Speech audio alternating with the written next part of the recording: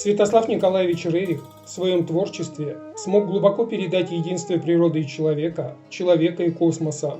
Особенно в таких работах, как «Весна», «Вечная жизнь», «Священная флейта», мы восхищаемся не только его проникновением в это удивительное единство, но и способностью передать его зрителям. В нашем мире совсем не просто разглядеть это фундаментальное единство, скрытое очевидностью множественности. Но те, кто разглядел его, кто понял теснейшую взаимосвязь и человечества, и всего живого, стремятся помочь преодолеть очевидность и подойти к космической действительности, осознание которой, несомненно, преобразит мир.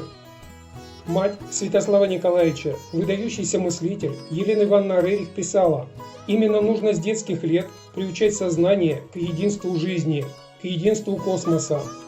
Пусть наша планета не будет каким-то обособленным миром, но лишь одной из остановок на великом пути в беспредельность. Нужно как можно раньше осознать свое место в беспредельности и свою зависимость от всей совокупности жизни космоса. Помните, в учении сказано: падение пера из крыла птички производит гром на дальних мирах.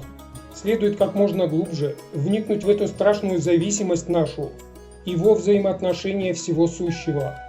Отсюда должно родиться чувство великой ответственности за каждую мысль, слово и действие. Причины и следствия действуют непрестанно и в бесконечности. У знаменитого индийского музыканта и философа Инаят Хана есть такие строки: «Только когда человек утрачивает понятие разделенности и чувствует себя в единстве со всеми созданиями, его глаза открываются, и он видит причину всех вещей». Как же прийти к глубокому осознанию этого единства, преодолеть разделенность? К этому ведет постоянное размышление, развитие чуткости, стремление разглядеть это единство в повседневной жизни и поддержка ощущения взаимозависимости.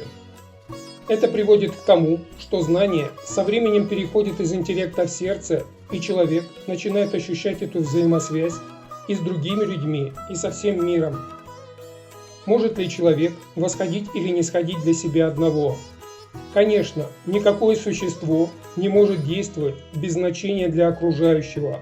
Человек возвысился помыслом и тем самым кому-то оказал существенное благодеяние.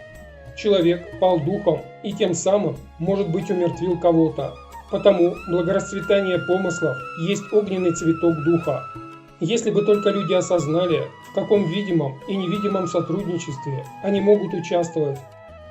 Еще одним из тех, кто проник в это единство, был Альберт Эйнштейн. Человек – это часть целого, которое мы называем Вселенной, часть, ограниченная во времени и пространстве. Он ощущает себя, свои мысли и чувства, как нечто отдельное от всего остального мира, что является своего рода оптическим обманом.